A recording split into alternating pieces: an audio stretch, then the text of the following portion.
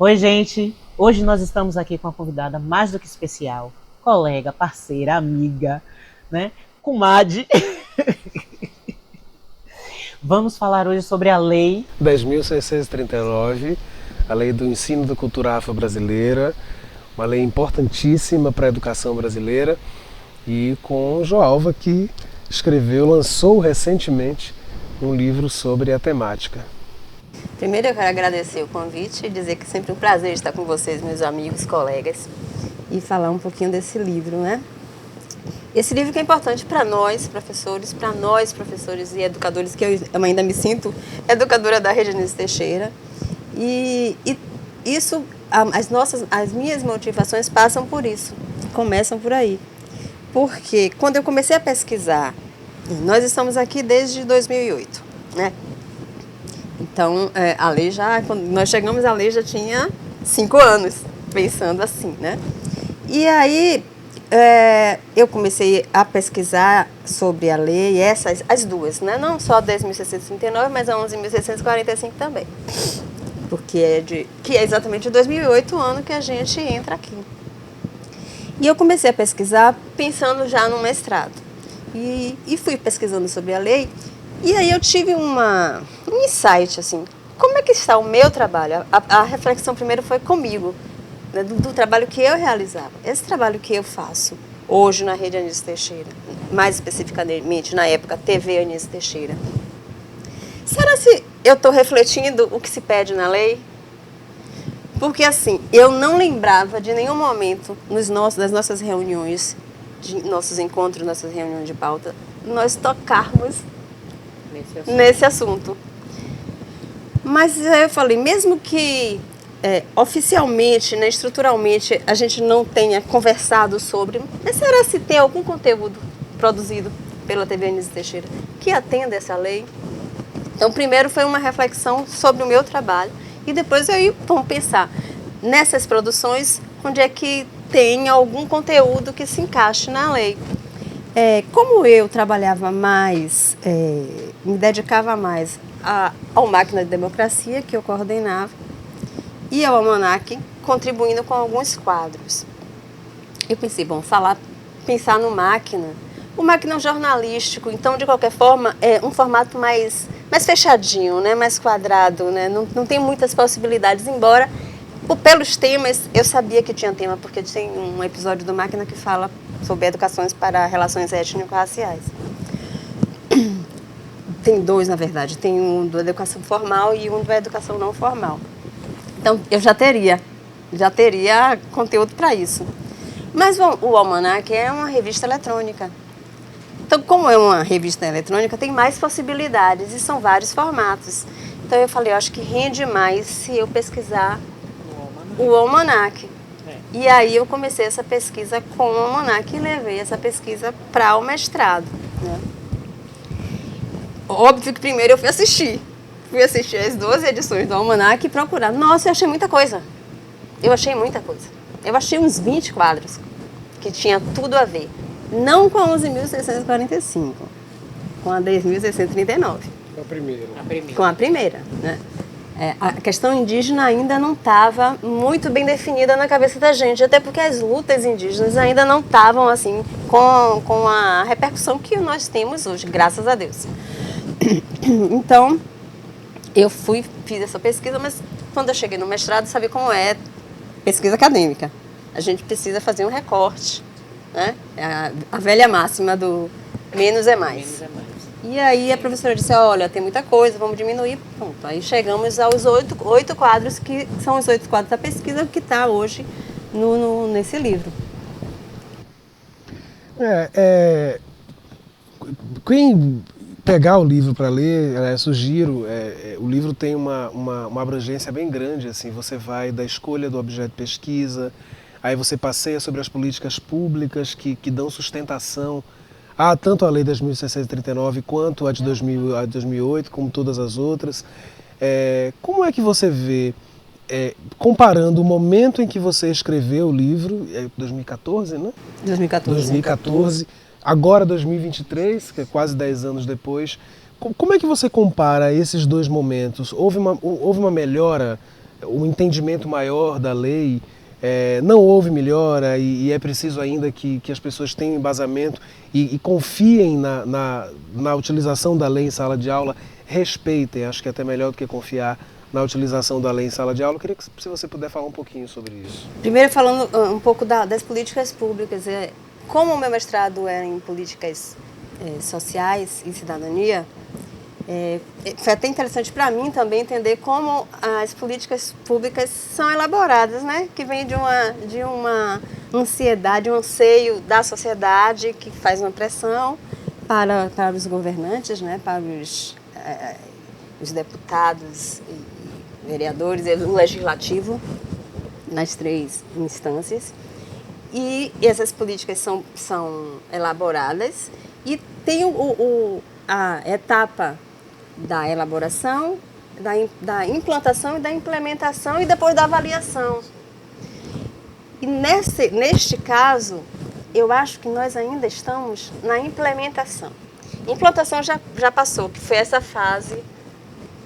2013, 2014, ainda estava na fase da implantação.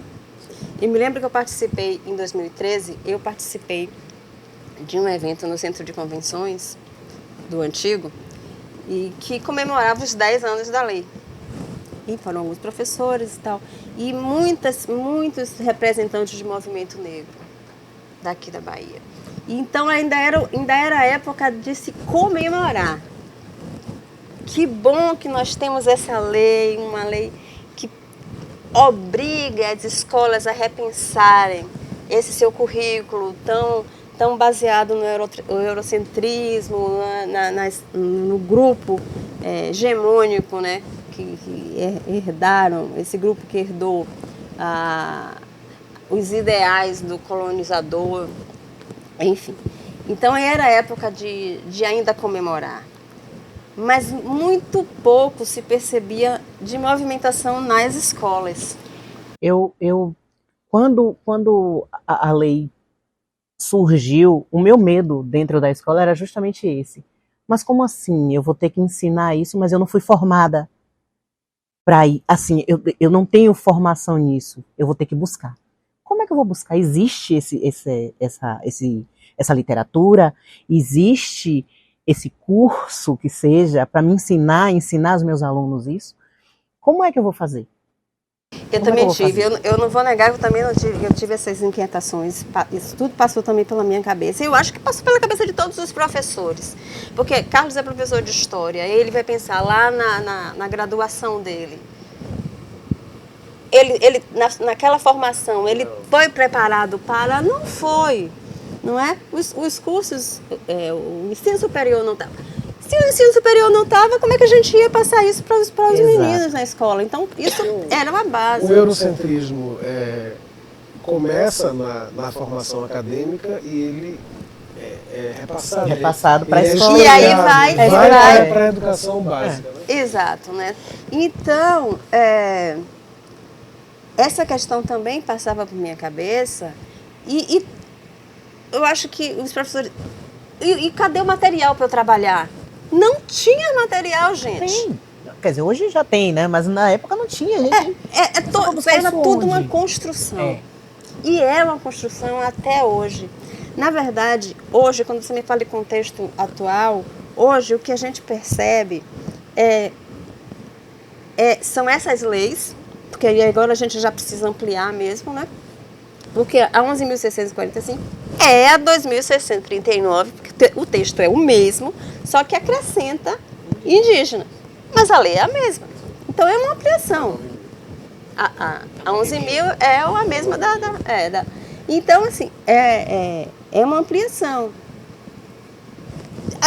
Tem material? Tem pesquisas. Tem pesquisas. E hoje a gente já tem uma literatura brasileira, afro-brasileira, que a gente pode levar para a sala de aula. Então a escola precisa ressignificar essas leis e ressignificar também esses conteúdos, porque olha, livro didático é livro didático. Então a gente precisa trazer. Primeiro que a gente hoje tem tecnologia e tem como conseguir muita coisa. né? Tanto no Brasil como de fora do fora. Brasil, é. Pensar em África, só de fazer com que os meninos entendam que a África não é um país, já é grande coisa. Oh, E que a África é um continente extremamente diverso e plural, já é outra coisa, outro ganho maravilhoso. que Né? tem arte, que tem história, que tem ciência, que tem música, que tem tudo. Né? Não ficar naquele pensamento do que Isso. era a África. Então, como eu disse, eu me preocupei no começo, aí eu como professora de artes, hoje, eu reconheço que no começo eu usava muito aquela educação eurocêntrica que eu tive, dos quadros mais do Renascimento, e hoje não, hoje a gente vai mais naquela cultura africana, pintura andicra, turbantes, e a gente fala mais sobre isso, sobre escultura, sobre o cinema também, nesse contexto. Fora que com as plataformas de streaming, a gente tem muito mais acesso ao cinema, a filmes que são produzidos em África. E aí a gente passa, nós mesmos, a conhecer mais o continente. Não é conhecer mais o continente. Então, eu acho que, primeiro tem essa questão do ressignificar a lei, ressignificar também a nossa postura enquanto educador. Porque se a gente tiver uma questão de reflexão, qualquer conteúdo trabalhado em sala de aula pode ser refletido em cima dessas ideias. Facilmente. Então, o Carlos, como historiador, vai ensinar um conteúdo de história, ainda que no livro didático esteja lá carregado com os ideais eurocêntricos. Está na hora da gente parar e refletir. Bom, mas isso aqui pode ser visto de que forma? Zumbi foi o herói do quilombo de Palmares. Ok. O que a gente sabe de Zumbi? É tudo lenda, porque não existe nada escrito sobre Zumbi. Porque não podia quem ia escrever. Porque sabe de Zumbi... Que interesse se tinha escrever sobre Zumbi? Porque a história dos oprimidos, ela nunca interessa. Né? A história que interessa é a história do opressor, porque o opressor normalmente, no percurso histórico, foi ele que definiu a regra do jogo e foi ele que definiu o final do jogo. Então, por isso que não se tem muita coisa. É a mesma coisa atualmente, a gente tem discutido muito a figura de Maria Filipa, né? Que é também uma figura, até certo ponto, que ganhou ares de lenda, porque quem falaria de uma mulher preta em pleno século XVIII, né? A gente está falando desse momento da independência, né? Da chamada independência do Brasil, na Bahia, chamada porque, evidentemente, a gente sabe o quanto o Brasil permaneceu dependente econômica e politicamente de outras nações.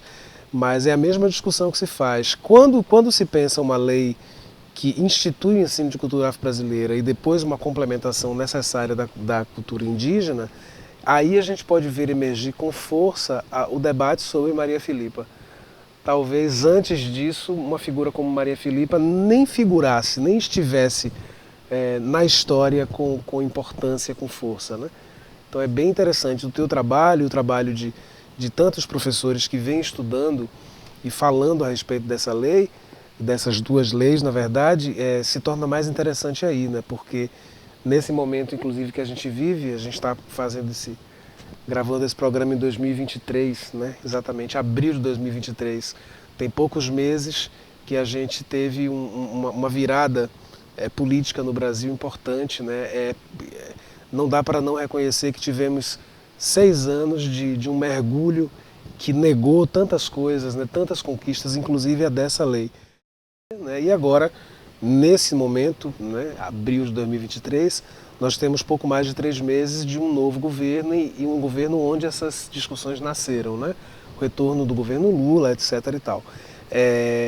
Como é que você vê nas escolas hoje, nesse processo de pesquisa que você está fazendo ainda, então não é conclusivo, mas quais as impressões suas enquanto pesquisadora, enquanto professora, mas sobretudo enquanto pesquisadora dessa temática, como é que você vê a temperatura da utilização da lei, se está sendo utilizada, não está, como é que você está vendo isso? Hoje,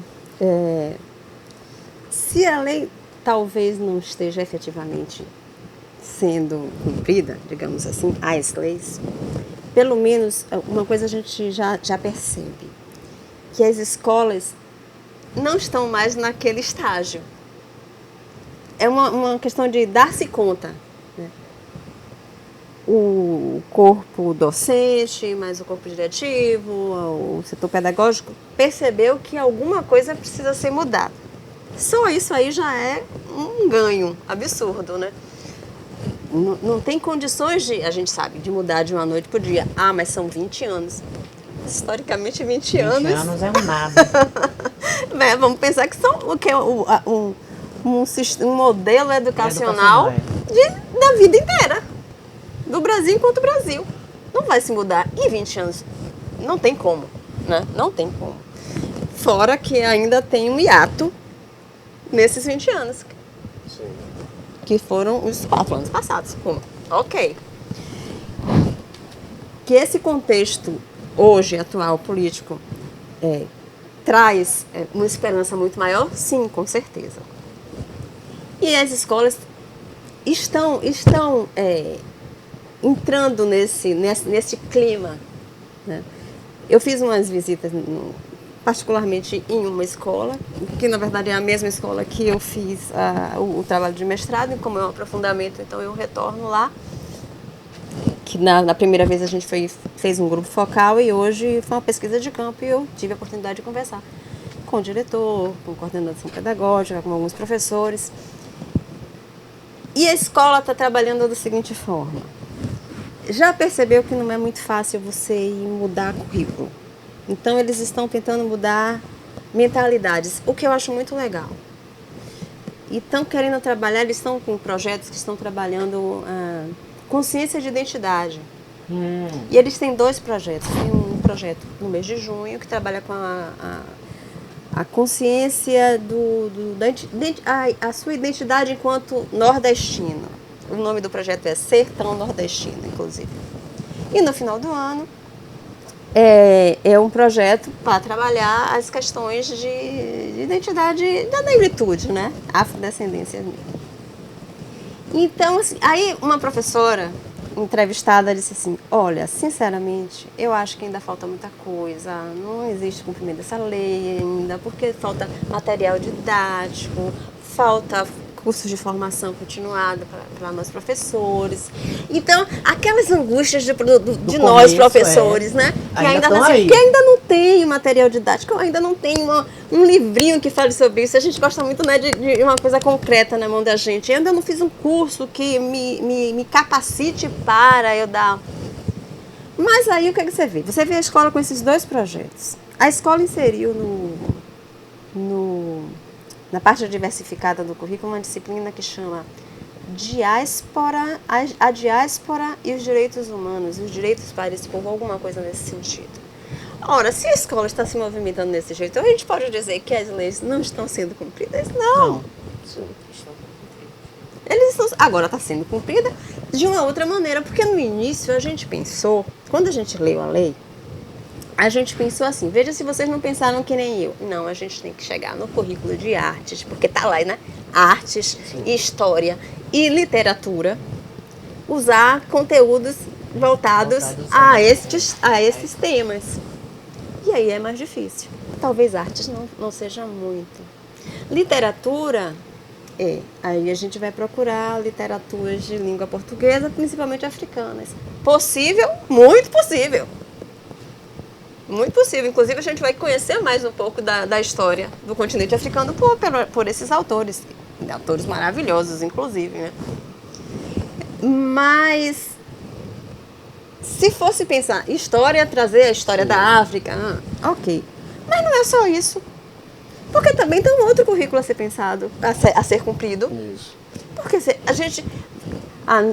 é a questão da interculturalidade. Isso. Nós somos multiculturais, mas a educação precisa ser intercultural. A gente não vai negar o eurocentrismo, gente. A gente não vai deixar de estudar o Renascimento. Não tem como.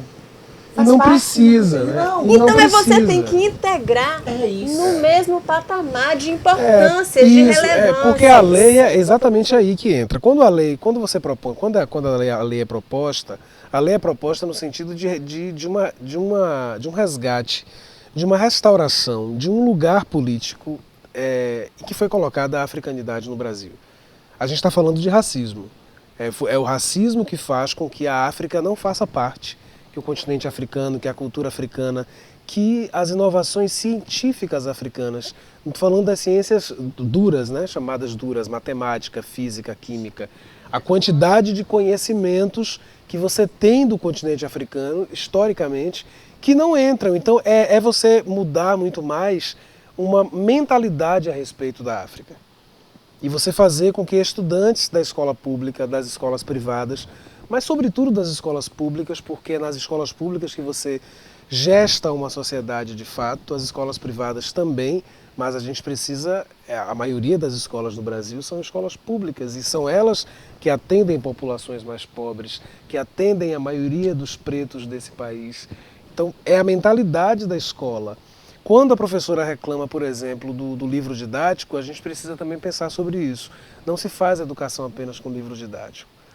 Porque essa matéria, e sobretudo na Bahia, você falar das heranças da cultura africana na Bahia é muito mais simples do que você falar dessas heranças no interior do Mato Grosso, pela própria história da Bahia. Mas é a questão que eu falo do ressignificar. Tem que ressignificar todos os conteúdos. Por exemplo, a gente tem... Daqui a umas 2 semanas a gente tem o 19 de abril. Sim. Mais um pouquinho a gente tem o 13 de maio. Lá em agosto, de vez em quando, ainda acho que, não sei se ainda tem escolas que trabalham, o 22 de agosto. Essas datas, elas não podem ser ignoradas pela escola. Ah, mas agora a gente vai ignorar. Não, nós temos que ressignificar. Trabalhar de uma outra forma. O que é esse 19 de abril, né? Quem é esses povos originários? Por que antes lá só tinha um capítulozinho, um livro didático que falava só nesta data específica? Data, só no dia 19. Não é, que falava que eles moravam em ocas e que se alimentavam de caça e pesca. A gente decorava tudo isso, não é? E que era assim. A história era a mesma, era a história da mandioca, as ocas, a pesca, viviam tanga, arco e flecha. Caçava de arco e flecha, é isso aí. Os estereótipos, né? Uma ideia de estereótipo. O 13 de maio, porque Princesa Isabel, a heroína, assinou a Lei Áurea. Vamos ressignificar isso, vamos ver o que gerou isso. Gerou o que tem até hoje. Que é a pobreza, que são os negros morando na periferia, sem condições, sem emprego. Isso... Perseguidos, sem poder manifestar a sua crença, a sua cultura. A escola precisa... não precisa ter livro didático, isso, né? Não precisa. Porque o livro didático aí, ele é um recurso, mas a vida cotidiana, ela serve como matéria para as coisas, né? A vida cotidiana é matéria das coisas. E quanto mais hoje, com a tecnologia, todo dia surge um novo fato que aconteceu em determinado lugar. Nós estamos agora com um problema sério de violência que aconteceu em São Paulo, que uma professora foi assassinada por um problema que aconteceu de caso de racismo e que ela foi combater isso. Isso não precisa de livro didático, gente, porque é a vida da gente. A vida cotidiana. E quando a gente fala, principalmente da escola pública, de ressignificar essas coisas, em mudança de mentalidade na escola, e principalmente na escola pública, porque é uma forma dos estudantes que estão ali se darem conta dessa sua identidade, desses problemas que ele passa, porque se eles não param para mudar a mentalidade, eles continuam sendo vítimas sem nem perceber. E a escola passa a ser uma reprodutora de processos opressivos. Ela fica no lugar de educar, mas educar para uma servidão, para um lugar de subserviência social. Eu lembro muito de meu pai, porque meu pai era aquele negro que baixava a cabeça para o doutor. E ele achava que era esse lugar dele. E se ele percebesse que existia algum negro que fugia dessa regra, ele criticava. Porque é esse local de subserviência. Conheço alguns. Entende? Mas isso coube em meu pai. que nasceu em 1937, na época da política do embranquecimento. Mas isso não cabe mais hoje. Exato. E é a escola, gente, que precisa fazer isso. É realmente a escola. A gente falando de conteúdos didáticos, eu gosto muito de um termo que eu uso, inclusive, na minha tese, que é o suleamento. O suleamento de saberes, de fazeres, de ser. O termo sulear, ele foi... Tem algumas pessoas que atribuem a Paulo Freire, mas quem inaugurou esse termo não foi Paulo Freire, foi um físico brasileiro que se chama Márcio O'Donnell Campos. E aí ele fala dessa questão de você desviar esse referencial que era só do norte, e que inclusive isso está tão intrínseco na nossa vida, que existe no nosso vocabulário o termo nortear, que é dar norte, dar o norte. Dá o norte, é. Então, agora é um movimento contrário, é o sulear. Não que o norte não seja uma referência, mas a gente precisa olhar para dentro de nós mesmos, não é? Para tudo que está aqui abaixo da linha do Equador. Boaventura, né? Boaventura. Sim, isso tem tudo muito a ver com as... Né? Exato. Da gente começar a olhar a partir do nosso referencial. E não somente, assim, o Boaventura fala muito isso, né? Essas epistemologias do Sul não são apenas geográficas. Sim. Porque existem grupos subalternizados, minoritários, no norte, no próprio norte. Então é um suleamento, é um sul metafórico. É o sul dos oprimidos. Exato. Né? É dar voz aos oprimidos, a grupos oprimidos, seja lá de onde for. Mas como nós estamos também no hemisfério sul, então cabe tudo. Cabe o geográfico e cabe o simbólico. Então eu trago muito isso, essa ideia do sulear, e gosto muito dessa ideia do sulear, fazendo também as relações todas com as epistemologias do Sul, de Boaventura de Souza Santos. E é isso, é a escola começar a sulear-se. E Paulo Freire fala isso. Aí Paulo Freire traz o sulear para a educação, né? Pensando como a literatura pode trabalhar a lei 10.639. A gente pode utilizar, sim, os autores africanos, a literatura africana, perfeito, pode sim. Mas uma outra coisa, a gente pode de novo ressignificar. José de Alencar, por exemplo. Sim.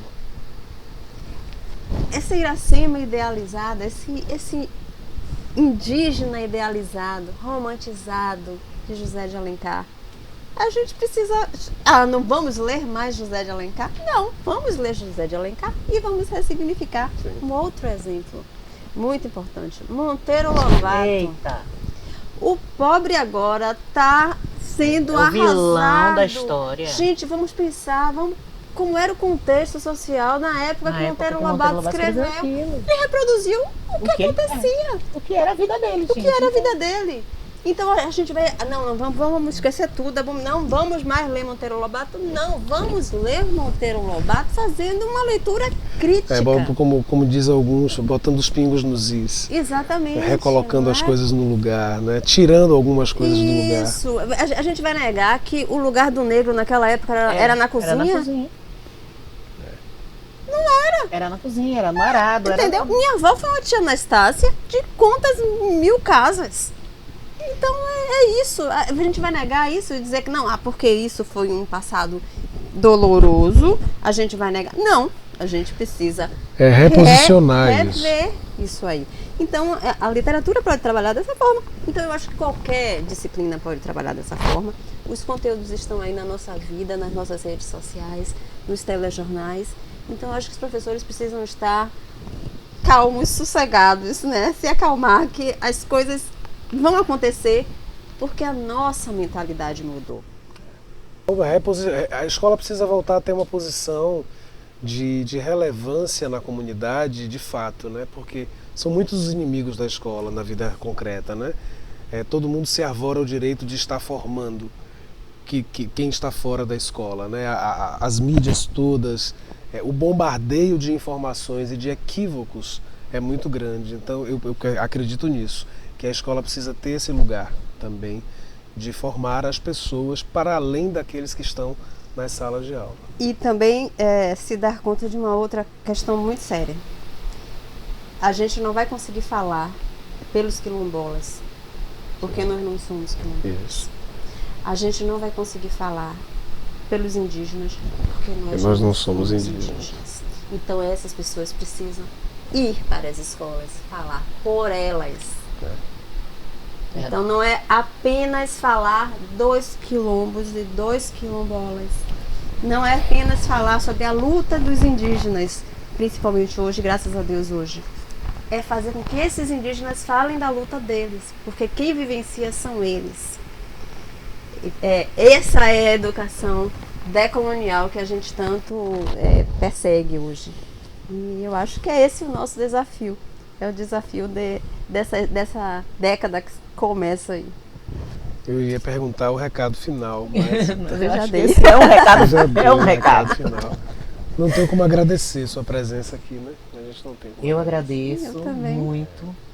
Foi divertido, uma tarde divertida. Uma tarde divertida. Como sempre.